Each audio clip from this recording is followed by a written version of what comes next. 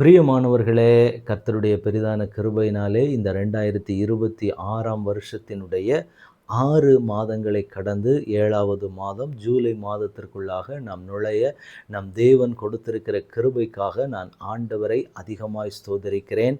ஆண்டவருடைய பெரிதான கிருபை மாத்திரமே இது. ஏன்னா எத்தனையோ மனிதர்களை நாம் பார்க்கிறோம். இந்த வருஷத்தை துவங்கின எத்தனையோ மனிதர்கள் அநேகர் சூழ்நிலைகளில் நீங்கள் பார்த்துருக்கலாம். நீங்களும் ஒருவேளை அந்த பாதைகளை கடந்து போயிருக்கலாம். எத்தனையோ மனிதர்கள் இந்த உலகத்தை விட்டு வியாதியிலேயும் வேதனையிலேயும் பாதிக்கப்பட்டு கொண்டு இருக்கிறாங்க. சிலர் இந்த உலகத்தை விட்டே சென்று போகக்கூடிய ஒரு நிலைமையை கூட நாம் பார்த்துருக்கிறோம். ஆனால் இப்பொழுது நாம் ஜீவன் சுகம் பலத்தோடு நிற்பது ஆண்டவருடைய பெரிதான கிருபை.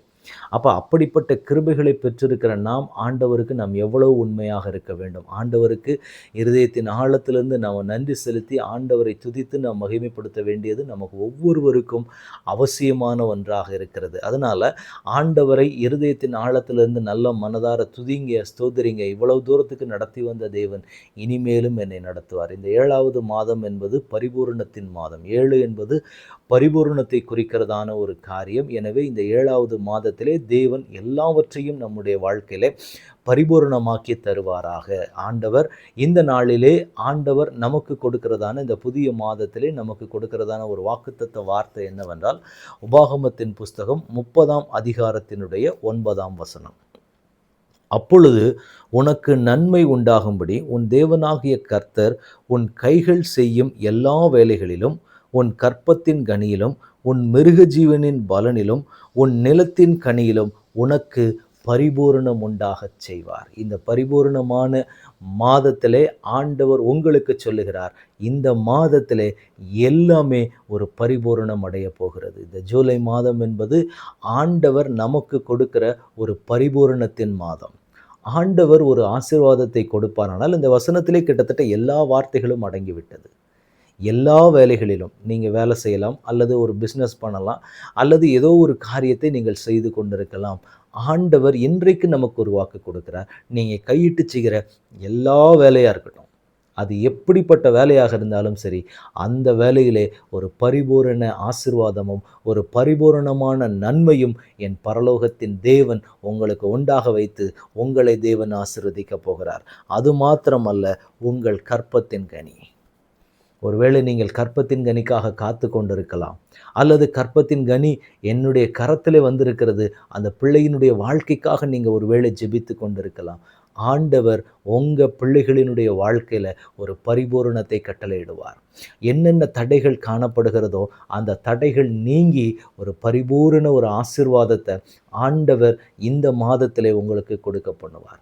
என்னென்ன தடைகள் இது வரைக்கும் பார்க்குறீங்க? என் பிள்ளைகளுடைய வாழ்க்கையில் படிப்பில் ஒரு ஞானம் இல்லாத ஒரு நிலைமையில் என் பிள்ளைகள் இருக்கிறாங்க, ஒரு நல்ல வேலை வருமானம் இல்லாத ஒரு நிலைமை, ஒரு இக்கட்டான சூழ்நிலை, இல்லை எங்களுடைய பிள்ளைகள் வியாதியில் வேதனைப்பட்டு கொண்டு இருக்கக்கூடிய சூழ்நிலைமையில் இருக்கிறாங்கன்னு சொல்லி நீங்கள் எதில் போராடி கொண்டு இருக்கிறீங்களோ, பரலோகத்தின் தேவன் இன்றைக்கு உங்களுக்கு சொல்லுகிறார், ஒரு மாற்றம் வரப்போகிறது. ஒரு பரிபூர்ணமான ஆசீர்வாதத்தை பரலோகத்தின் தேவன் உங்களுக்கு கொடுத்து உங்களை நிறைவாய் ஆசீர்வதிக்க போகிறார். அது மாத்திரம் அல்ல, உங்கள் மிருக ஜீவனின் பலனிலும் உங்கள் நிலத்தின் கனியிலும் உங்களுக்கு பரிபூரணம் உண்டாக போகிறது. நீங்கள் செய்கிற வேலையாக இருக்கட்டும், ஒருவேளை நீங்கள் விவசாயம் செய்கிற மனிதர்களாக இருந்தீங்கன்னா ஆண்டவர் உங்கள் நிலத்தில் ஒரு பரிபூரணத்தை கட்டளையிடுவார். மற்ற ஜனங்களுக்கு முன்பதாக உங்களை ஒரு சாட்சியாய் நிறுத்துவார். ஈசாக்கு பஞ்ச காலத்தில் விதை விதைத்தார். விதை விதைத்த பொழுது 100 மடங்கு பலனை கொடுத்து அவரை ஆசீர்வதித்த அதே தேவன் உங்களுக்கும் இந்த மாதத்திலிருந்து ஆண்டவர் என்ன செய்ய போகிறார் அப்படின்னா, ஒரு பரிபூரண ஆசீர்வாதத்தையும் பரிபூரண நன்மைகளையும் ஆண்டவர் உண்டாக்க போகிறார். அப்போ இதுக்கு விரோதமாய் நிற்கிற என்னென்ன தடைகள் எல்லாம் காணப்படுகிறது. ஏன்னா ஒரு ஆண்டவருடைய பிள்ளைக்கு ஆண்டவர் கொடுக்குற வார்த்தை என்ன அப்படின்னா, உண்மையுள்ள மனுஷன் பரிபூர்ண ஆசீர்வாதங்களை பெறுவான். எதுவுமே ஒரு தேவனுடைய பிள்ளையினுடைய வாழ்க்கையில் குறைந்ததுன்றது இருக்கவே கூடாது. எல்லாமே நிறைவாக இருக்கப்பட வேண்டும். நிரம்பி வழிகிறதான ஒரு அனுபவம் எல்லாத்துலேயுமே இருக்கப்பட வேண்டும். உங்கள் உலக பிரகாரமான வாழ்க்கையாக இருக்கட்டும், குடும்ப வாழ்க்கையாக இருக்கட்டும், அது ஆவிக்குரிய வாழ்க்கையாக இருக்கட்டும், எல்லாமே ஒரு தேவனுடைய பிள்ளைக்கு நிரம்பி வழிகிறதாக இருக்க வேண்டும். ஒரு குறைவுபட்ட நிலைமையில், ஒரு குறைந்த சூழ்நிலைமையில் நாம் இருக்கக்கூடாது. அது தேவனுக்கு பிரியமில்லாத. ஏன்னா உண்மையுள்ள மனுஷனா நான் தேவ சமூகத்துக்கு முன்னாடி நான் நிற்கிறேன்னா என்னுடைய வாழ்க்கையில் அத்தனை விதமான ஆசீர்வாதங்களும் பரிபூரணப்பட்டு தான் இருக்க வேண்டும். ஏன்னா இதுதான் வேதம் நமக்கு காண்பிச்சு கொடுக்கிற காரியம். அப்ப உண்மையுள்ள மனுஷனா நான் தேவ சமூகத்துக்கு முன்னாடி நிக்கும்போது எனக்கு என்ன கிடைக்குது அப்படின்னா, நான் பரிபூரண ஆசீர்வாதங்களை பெற்றுக்கொள்கிறேன். அப்ப அதுக்கு நான் என்ன செய்யணும் அப்படின்னா, 8வது வசனத்துல அதுக்கான காரியம் இருக்கிறது. நீயோ மனம் திரும்பி கர்த்தரின் சத்தத்திற்கு செவி கொடுத்து, நான் இன்று உனக்கு கற்பிக்கிற அவருடைய எல்லா கற்பனைகளையும்படி செய்வாய்.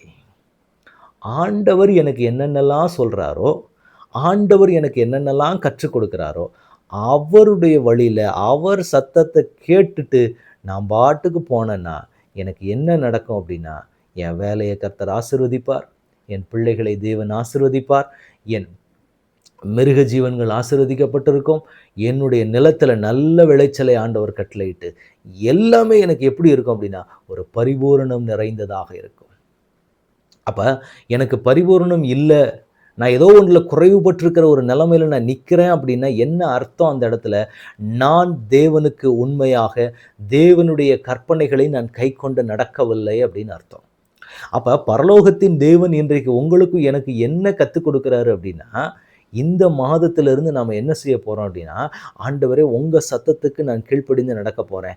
என் குடும்பத்துல எல்லாமே இனி பரிபூரணமாக தான் இருக்க போகிறது. குறைவுபட்ட ஒன்று என்பதை என் லைஃப்ல இனி நான் பார்க்க போவது கிடையாது. பணமும் பரிபூரணமாக கிடைக்கப் போகிறது. பிள்ளைகளினுடைய வாழ்க்கை ஞானம் எல்லாமே ஒரு நிறைவடைந்ததாக இருக்க போகிறது. செய்கிற பிஸ்னஸில் நல்ல ஒரு லாபம் கிடைக்கப் போகிறது. செய்கிற வேலைகளில் ஒரு நல்ல வருமானத்தை ஆண்டவர் கொடுப்பார். விவசாயம் செய்கிற பிள்ளைகளுக்கு நல்ல நிலத்தின் கனிகள் பலமாய் கர்த்தர் கொடுத்து அதில் ஒரு பரிபூரணத்தை ஆண்டவர் உண்டாகச் செய்வார்.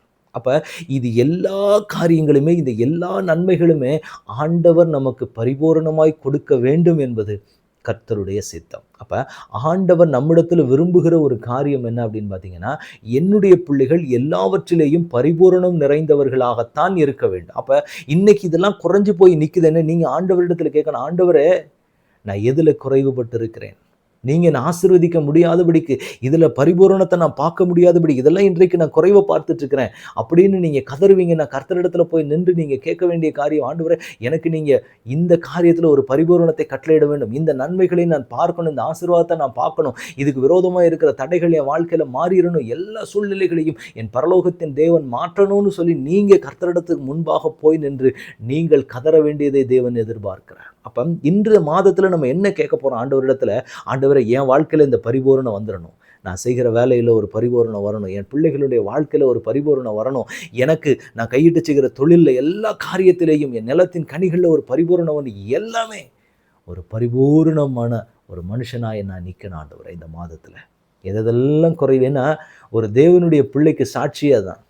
என் கூட கர்த்தர் இருக்கிறாரு, நான் கர்த்தருக்காக காரியங்களை செய்கிறேன்னு நான் சொல்லும்போது அந்த இடத்துல என்ன நிற்கணும் அப்படின்னா, ஒரு பரிபூரணம் நிறைஞ்சவனா நான் நிற்கணுங்கிறது தான் இந்த உலகம் அதை பார்க்கும். அப்போ நான் குறைவுபட்டு போனவனா நின்னேன்னா அந்த இடத்துல ஒரு சாட்சி நிற்காது. அப்போ எல்லாத்தையும் நிறைவாய் ஆண்டவர் கொடுத்து தான் உங்களை அடுத்த கட்ட காரியத்துக்குள்ளே கர்த்தர் கொண்டு போவார். அப்போ ஆண்டவர் இன்றைக்கு நமக்கு வாக்கு கொடுக்கிறார், உங்களுக்கு இந்த மாதத்தில் அருமையான பரிபூரணங்கள் ஆயத்தமாக இருக்குது. எல்லா விதத்துலையுமே நீங்கள் பரிபூரணப்பட போகிறீங்க. ஆண்டவருடைய கட்டளைகளை கேளுங்க, ஆண்டவரை நான் என்ன பண்ணணும், நான் எப்படி நடக்கணும், உங்கள் சத்தத்தை கேட்டு நடக்கிறதுக்கு என்னை ஒப்பு கொடுக்குறேன்னு சொல்லி நீங்கள் கர்த்தரிடத்தில் ஒப்பு கொடுத்தீங்கன்னா நிச்சயமாய் கர்த்தர் உங்களுக்கு இந்த மாதத்திலிருந்து எல்லாமே ஆண்டவர் உங்களுக்கு பரிபூரணமாக்கி உங்களுக்கு நிறைவான சந்தோஷத்தை பரலோகத்தின் தேவன் உங்களுக்கு கொடுத்து உங்களை மகிழ பண்ணுவார். இப்போ நம்ம ஆண்டவரிடத்தில் ஒப்பு கொடுத்து செபிக்கலாமா? தகப்பனே உமக்கு நன்றி செலுத்துகிறோம். உம்முடைய கிருபையினாலும் நாங்கள் 6 மாதங்களை கடந்து 7வது மாதத்துக்குள்ளே நாங்கள் வந்திருக்கிறோம். எங்கள் பரலோகத்தின் தேவன் இம்மட்டுமாய் உம்முடைய கிருபையின் வழக்கரத்தினால தாங்குனீங்க, ஏந்துனீங்க, வழி நடத்துறீங்க. எல்லா காரியத்தையும் பரலோகத்தின் தேவனான ஒரு அற்புதமாக செஞ்சு எங்களை நடத்திட்டு வந்தீங்கப்பா. அதே போல் இப்பயும் எங்களை உங்கள் பாதத்தில் அப்படியே நான் அர்ப்பணிக்கிறேன். பரலோகத்தின் தேவனே நீங்கள் என்னை மட்டும் ஆளுகை செய்யுங்கப்பா. உங்கள் பிரசன்னம் மாத்திரம் எங்களை முழுவதுமாக நிரப்பி இருக்கட்டும். எல்லா தடைகளும் இயேசுவின் நாமத்தினால மாறிக்கிட்டே போட்டு ஆண்டவரே. அப்பா உங்கள் கரத்தில் ஒப்புக்கொடு. இந்த மாதத்தில் எங்கள் வேலைகளில் ஒரு பரிபூரணத்தை பார்க்க போகிறோம், எங்கள் பிஸ்னஸில் ஒரு பரிபூரணத்தை பார்க்க போகிறோம், எங்கள் குடும்ப வாழ்க்கையில் ஒரு பரிபூரணத்தை பார்க்க போகிறோம். காத்திருக்க கற்பத்தின் கனிக்காக காத்திருக்கிற பிள்ளைகளுக்கு அதை நிறைவாய் கர்த்தர் கொடுக்க போகிறீங்க. அப்பா பெற்றிருக்கிற பிள்ளைகளுக்கு அந்த பிள்ளைகளுக்கு வாழ்க்கையில் என்ன தடை இருக்கோ, என்ன குறை இருக்கோ எல்லாவற்றையும் கர்த்தர் நிறைவாயும் ஆசீர்வதிக்க போகிறீங்க. மிருக ஜீவன்களை வைத்திருக்கிற பிள்ளைகளுக்கு அந்த பிள்ளைகளுக்கு நிறைவான ஆசீர்வாதத்தை கர்த்தர் கொடுக்க போகிறீங்க. நிலைச்சல் அப்பா விளைநிலங்களில் வேலை செய்கிற பிள்ளைகளுக்கு, விவசாயம் செய்கிற பிள்ளைகளுக்கு இந்த மாதத்தில் ஒரு பரிபூரணமான நன்மைகளை பரலோகத்தின் தேவன் கொடுத்து நீங்கள் ஆசீர்வதிக்க போகிறீங்க. கர்த்தர் அப்படிப்பட்ட கிருபைகளை உங்கள் பிள்ளைகளுக்கு நீங்கள் நிறைவாய் கொடுத்து நீர் ஆசீர்வதிக்க போகிறதற்காக ஸ்தோத்திரம். விரோதமாக நிற்கிற தடைகளை கர்த்தர் உடங்கிய சூழ்நிலைகளை மாற்றுங்க. உங்கள் பாதத்தில் அர்ப்பணிக்கிறோம். இம்மட்டும் இந்த மாதத்திலிருந்து நாங்கள் பரிபூரணத்தை கண்டு கர்த்தருக்கு எரிந்து பிரகாசிக்க போகிறதற்காக ஸ்தோத்திரம். தடைகளை உடங்கிய சூழ்நிலைகளை மாற்றுங்க. இயேசு கிறிஸ்துவின் நாமத்தில் ஜெபம் கேளும் எங்கள் நல்ல பிதாவே. ஆமென், ஆமென், ஆமென். God bless you.